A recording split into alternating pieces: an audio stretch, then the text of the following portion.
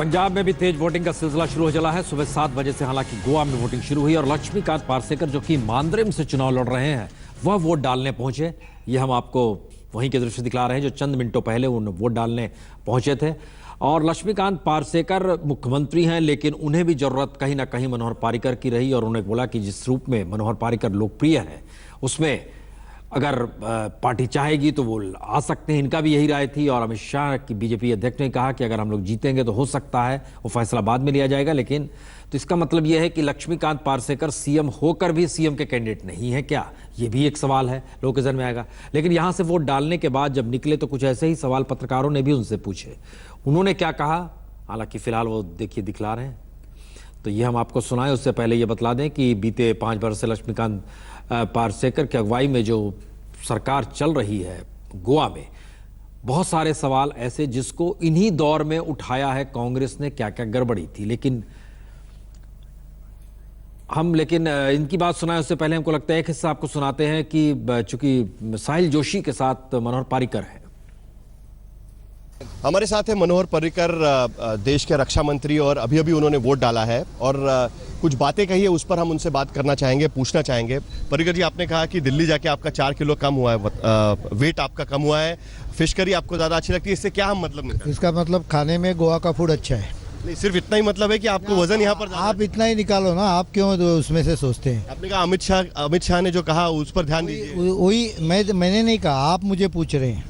पहले चीज मैं बोलता हूँ, मैंने कुछ भी नहीं कहा। ठीक है, हमने पूछा। जब आपको सवाल पूछ रहे तो मैं बोला अमित शाह जी ने जो आपको कहा है वही रिपीट कर दीजिए, जो और कुछ नहीं है मेरे पास। ठीक है, पहली बार ऐसा लग रहा है कि भारतीय जनता पार्टी पूर्ण बहुमत के लिए यहाँ पर पिच कर रही है। पहली बार नहीं, पिछले बार भी, लेकिन आपके साथ मिला था। लेकिन आपके साथ में 2/3 पिच कर रहे हैं। नहीं, इसलिए क्योंकि आप अकेले चुनाव लड़ रहे हैं। पिछली बार आपका गठबंधन था, इस बार आप अकेले चुनाव लड़ रहे हैं और आपका राजनीति पूरा मालूम न होने के कारण ऐसे बोलते हैं। दूसरा, जो हमारे गठबंधन का पार्टी था वो केवल साइकोलॉजिकल बेनिफिशियरी था, वोट में उनका कुछ स्ट्रक्चर नहीं था। ठीक है, लेकिन आपने ये पिच किया है कि अगर पूर्ण बहुमत नहीं मिलता है, 2/3 नहीं मिलता है, तो उससे असर नहीं, उससे फर्क ये होता है कि छोटी पार्टियों नहीं, आप सवाल तो सुन लीजिए। मैं सवाल क्यों सुनूं? नहीं, मुझे गारंटी है, मैं आपको लिख के देता हूँ, क्लोज एनवलप में सील करो, 11 तारीख शाम को निकालो। स्टेबल गवर्नमेंट आप इसलिए कहते हैं क्योंकि छोटी पार्टियों को साथ में लेना पड़ता है, नुकसान होता है सरकार चलाने। नहीं, तो 2/3 मिलेगा हमें। और दूसरी तरफ पंजाब में क्या हो रहा है, वहां के नेता क्या चाह रहे हैं, परिणीत कौर उसके साथ हमारी संवाददाता है, सीधे वहीं पहले चलते हैं। पंजाब में आज वोट पड़ रहे हैं और इस समय हम मोती महल में हैं, जो कि कैप्टन अमरिंदर सिंह का ऑफिशियल रेजिडेंस है, उनका घर है। और इसमें महारानी परिणीत कौर जो है, जितने लोग यहाँ आए हुए उनसे मिल रही हैं, जानने की कोशिश कर रही हैं कि ग्राउंड जीरो पर क्या सिचुएशन। 8 बजे से मतदान होना शुरू होगा। बात करते हैं महारानी परिणीत कौर से। मैम, पंजाब में आज वोट डल रहे हैं, क्या क्या मुद्दे लेकर कांग्रेस पार्टी उतरी है? मुद्दे तो पंजाब के बहुत गंभीर हैं। आर्थिक स्थिति बिल्कुल खराब हुई है। यहाँ नशे चल रहे हैं। हमारा जो नौजवान तबका है वो बिल्कुल ही निराश है, कोई जॉब अपॉर्चुनिटीज़ नहीं है।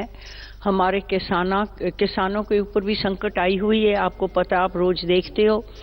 हमारा जो छोटा व्यापारी है वो भी बहुत संकट में है और बड़ी इंडस्ट्री तकरीबन सब बंद है और बाहर चली गई है। मैम, आम आदमी पार्टी या अकाली दल, कौन सा ऐसा है जो आपका मेन कंटेंडर है? आपका मुकाबला इन दोनों पार्टीज में किसके साथ है? दोनों के साथ।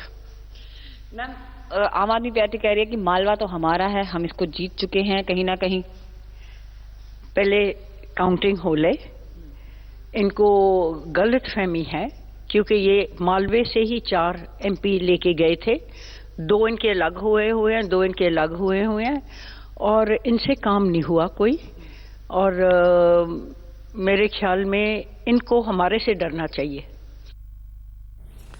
लेकिन वोटरों का मिजाज क्या है? हम अशोक सिंघल, जरा हमें लगता है आप चूंकि वहां पर हैं, लाइन में कतारों में महिलाएं भी खड़ी हैं, कुछ बात तो कीजिए, पता तो चले कि पहली बार त्रिकोणीय मुकाबले का मतलब पंजाब के वोटरों के लिए क्या है।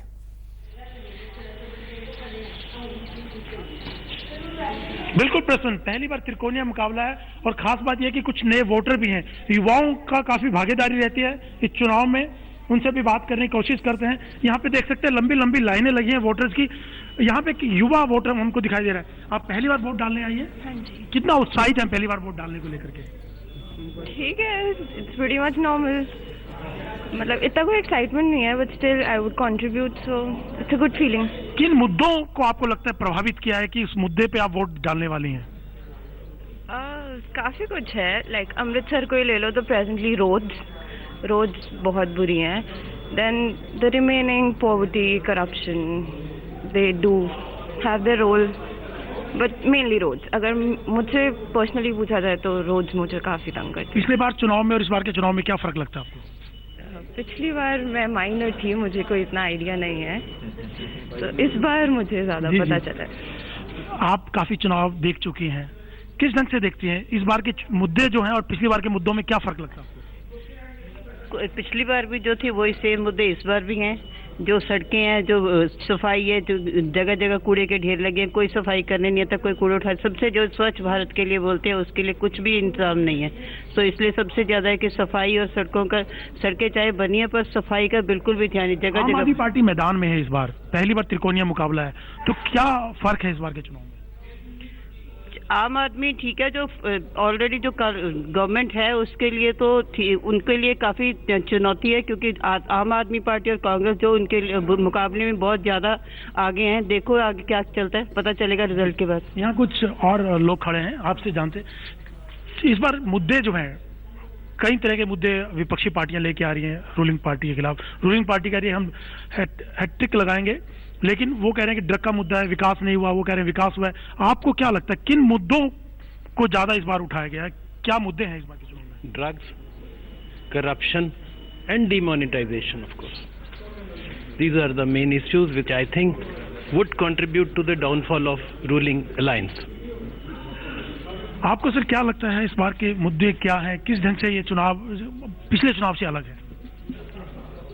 ऐसे ये डिमोनेटाइजेशन भी एक इशू एक है और डेवलपमेंट भी है, और बाकी तो कुछ है। अशोक सिंघल, लोगों के जहन में एक विचार हैं। है बहुत सारे मुद्दों का, लेकिन हमारे साथ चूंकि जितेंद्र भी इस वक्त जुड़े हुए हैं। जितेंद्र, जे सिंह वोट डाल रहे थे कुछ देर पहले, क्या देखा, क्या समझे, और क्या आप वहां पर जब मौजूद हैं तो?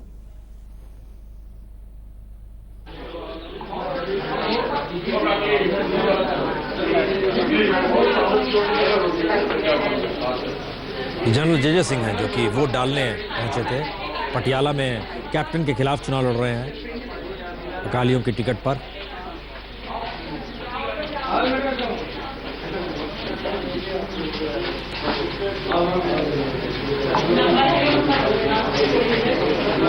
हालांकि जनरल ने बहुत बड़ा दांव खेला है, जब हर तरफ मुद्दे कुछ ऐसे हैं जिसमें लगता ऐसा है कि एंटी इनकम्बेंसी की हवा है, उसमें वह सत्ता के साथ खड़े होकर चुनाव लड़ रहे हैं। और जनरल वैसे कभी हार मानते नहीं है। जनरल का मतलब ही होता है कि लड़ना और जीत जाना। लेकिन चुनाव का मैदान है, राजनीति के दांवपेच हैं, एक ऐसा चक्रव्यूह है जिसमें फंसे तो फिर आगे क्या होगा इसका हालांकि इंतजार करना होगा 11 मार्च तक। लेकिन जनरल जे सिंह और जनरल मलिक में एक अंतर तो है, जनरल मलिक उस हवा के साथ बहते चले गए जिसमें जीत पक्की थी। जनरल जे सिंह को संघर्ष करना है, बताना है, और तब उन्हें जीत मिलेगी, और कन्विंस करना है वोटरों को कि उनका मतलब क्या है।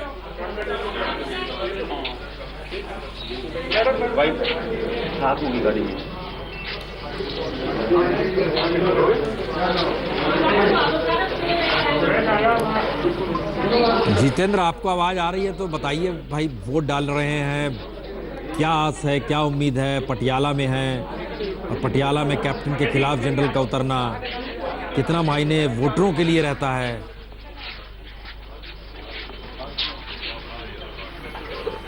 तो कैमरा टीम भी पहुंच गई एकदम जहां पर वोट डालने की स्थिति है। ये होने से तो लड़ाई रहेगा, चला जाएगा। एक में निशान है और दूसरी उंगली खड़ी हो जाए तो जीत है। त्रिकोणीय मुकाबले के बीच पटियाला शहर में इस वक्त हमारे साथ बातचीत करने के लिए मौजूद हैं जनरल जे सिंह, जो त्रिकोणीय मुकाबले की बात की जा रही है। आप अपने आप को किस स्थिति में पाते हैं? देखिए जी, ये आपने बहुत सही एनालिसिस किया है और लोग गलत जाते हैं कि राजा भी जीतता रहा है। कभी त्रिकोणीय कॉन्टेस्ट इस किस्म की नहीं हुई है। इसलिए इसमें जिसने ज़्यादा काम किया है, जो लोगों का दिल और मन जीत चुका है, वही बंदा उनकी वोट भी लेगा। तो मैं समझता हूँ इस लड़ाई में मैं सबसे ज़्यादा कामयाब हुआ हूँ और मुझे लोगों के रिस्पांस से लग रहा है कि वो मेरे लिए ही मतदान डालेंगे, मैं बहुमत से जीतूंगा। लड़ाई कैप्टन और जनरल के बीच में है, यानी सेना की ही लड़ाई है, उसमें से कोई एक हारेगा तो सेना की हार होगी। तो किस तरीके से आप इसको देखते हैं? और इसमें सेना को मत लाइए। हमारी सेना ने जो भी काबिल अफसर पैदा किए हैं, जो भी उनको ऊपर चढ़ाया है, वो सब बड़े डिस्टिंग्विश्ड ऑफिसर्स हैं। इनकी तो 2 साल सर्विस है, इनका नाम तो कैप्टन है, लेकिन लड़ाई कोई लड़ी नहीं। लड़ी तो एडीसी बन के लड़ी, वो कोई लड़ाई नहीं होती। कोई गोलियों का सामना नहीं किया सही माने में, ना कोई बंकर में जाके बॉर्डर लाइन ऑफ कंट्रोल पे कोई नौकरी के। इनका तो सब कुछ वेलवेट ग्लव का हिसाब किताब था और इसलिए उनको मत कहिए। मैं तो कहता हूँ सेरेमोनियल कैप्टन है ये, और मेरी एक फील्ड एक्टिव सर्विस के साथ कोई तुलना नहीं हो सकती। इसलिए मैं जीतूंगा अगेंस्ट हिम, बिकॉज उनको रणनीति भी नहीं चलानी आती। जो काबिल जनरल होता है वो 4 फ्रंट नहीं खोलता है, एक पे फोकस करता है। उन्हें यहाँ भी खोल लिया, लंबी में भी चला गया, पूरे पंजाब की भी जिम्मेवारी इसको अपना वो गढ़ मान रहे हैं। तो इसीलिए मैं कह रहा हूँ over confidence has going to kill him again. It has killed him in the last election also when he thought in 2012 मंत्री तक उन्हें अपॉइंट कर दिया। इस बार क्यों नहीं किया? तो कहने का मतलब ओवर कॉन्फिडेंस से ही उनका मात हुआ लास्ट टाइम। इस बार भी वही उन्होंने कहा होगा कि पटियाला तो मेरे को लड़ने की जरूरत नहीं है, वैसे जीत जाऊंगा, मैं लंबी में भी जाके प्रकाश सिंह बादल जी को हराऊंगा। आपने सबसे पहला वोट डाला है, आपकी वाइफ भी साथ में है। महारानी और महाराजा के बीच में लड़ाई है, आप इसको किस तरीके से देखते हो? महारानी और महाराजा और महारानी तो खत्म ही हो गए जी। इंडिया में तो देयर नो महारानी महाराजा आजकल। आम आदमी है, आम आदमी। And general J Singh has lead the army. इतने उन्होंने देश की रक्षा की है, तो जीत तो इन्हीं की होगी 100% 200%। आपने वोट किया है, कंधे से कंधा मिला करके लगातार आप एक जगह से दूसरी जगह जा रहे हैं। मेरा वोटर कार्ड बना नहीं है, पर वोट होती तो इन्हीं के लिए करती जरूर। तो इस जगह जो लगातार मुद्दे रहे हैं, जिसमें ड्रग्स का मुद्दा भी रहा है, तो इन तमाम चीजों पर कांग्रेस ने हमला किया है अकाली के ऊपर। देखिए जी, मैं ये कहता हूँ कि यहाँ पे अगर कांग्रेस के विधायक रही हैं 5 साल, प्रणीत कौर, उसने कितनों को रीहैबिलिट किया है, मुझे तो दिखते नहीं है। एग्जैजरेटेड कहानी बनाई जा रही है पंजाब के नौजवानों को बदनाम करने की। ये कांग्रेस की साजिश है। पहले भी 80s और 90s के दशक में देखिए, इन्होंने ही सरदारों को और पंजाबियों को, नॉर्थ इंडियंस को टेररिस्ट करार दिया। जो सिंह से बात जितेंद्र हमारे कर रहे हैं, लेकिन सवाल है जिस तरीके से बात आ रही है उसमें कई सवाल होते हैं कि चुनाव प्रचार के दौरान गोलियों का जिक्र जरूर हुआ होगा, जनरल सेना की तर्ज पर अपनी बातों को रखते होंगे। कितना वोटरों पर ऐसे में प्रभाव पड़ा होगा जब कैप्टन का जिक्र करते होंगे, इन्होंने तो गोलियां खाई ही नहीं है और गोलियों का सामना ही नहीं किया है। जिसमें जिक्र हो रहा था कि हमने तो गोलियां खाई हैं, गोलियां जनरल, और उधर दूसरी तरफ कैप्टन है, इन्होंने क्या युद्ध लड़ा है। उर्मिलेश जी, पंजाब में जाहिर है जवानों का जिक्र होता है, किसानों का जिक्र होता है, लेकिन जब जनरल जे सिंह इस तरीके से बोलते हैं, क्या मौजूदा वक्त की राजनीति में जनरल जब अपने जनरल के तर्ज पर बोलने लगे तो वोटरों के जहन में आता है, हाँ पंजाब का ये नॉस्टैल्जिया था, पंजाब ऐसे था, तो उनमें एक लगता है कि नहीं, शायद बीजेपी अकाली गठबंधन सत्ता में जो भी रही, लेकिन अब साथ खड़े होना, ये सब जागता है या लगता है कि नहीं ये तो फितूर है? नहीं, देखिए अभी पंजाब में जो हालात हैं इस वक्त, उसमें जनरल साहब का ये मिलिटराइज करना पॉलिटिक्स को, ये क्लिक करने वाली चीज़ नहीं है। आई मीन इसलिए नहीं क्लिक करेगी कि जैसे आपके पत्रकार बात कर रहे थे किसी पढ़े लिखे आदमी से अमृतसर में, मैं सुन रहा था, वो ये कह रहे थे कि भाई आपके हिसाब से क्या इश्यूज़ हैं, और वो बड़ा कैटेगोरिकली उन्होंने कहा, जिसको इंडोर्स किया आसपास के लोगों ने, कि ड्रग, करप्शन और नोटबंदी, 3 मुद्दे उस आदमी ने गिनाए।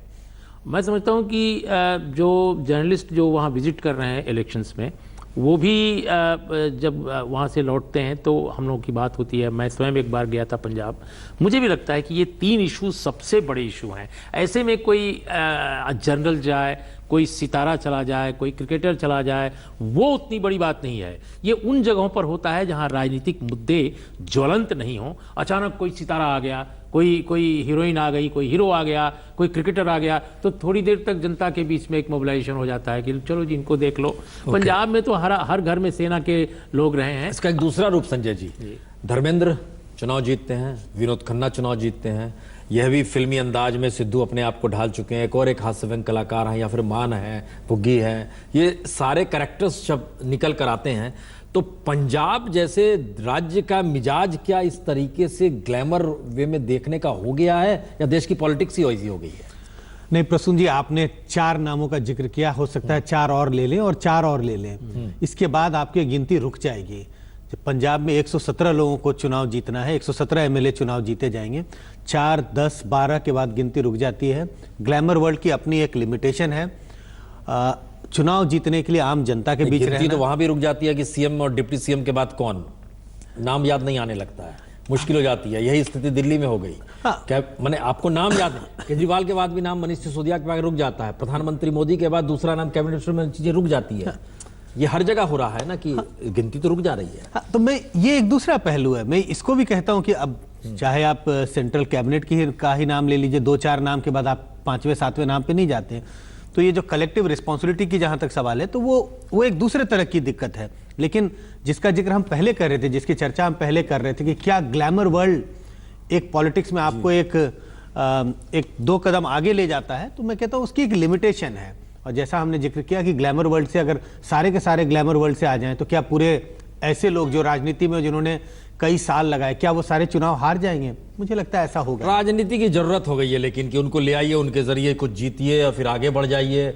हम देख रहे थे कि वरुण गांधी का नाम नीचे है स्टार प्रचारकों में, और वो हास्य व्यंग वाला जो कलाकार है जो खूब हंसाते हैं, उत्तर प्रदेश के हैं, उन राजू श्रीवास्तव का नाम ऊपर है। तो बड़ा मुश्किल है ये सब। नहीं, बीजेपी में ये ट्रेंड रहा है। बीजेपी ने बहुत पहले से, अगर आप देखें कि हीरो हीरोइन क्रिकेटर इस तरह के लोगों को मैदान में उतारा, खासकर उन जगहों पर जहां राजनीतिक मुद्दे चुनाव में ज्वलंत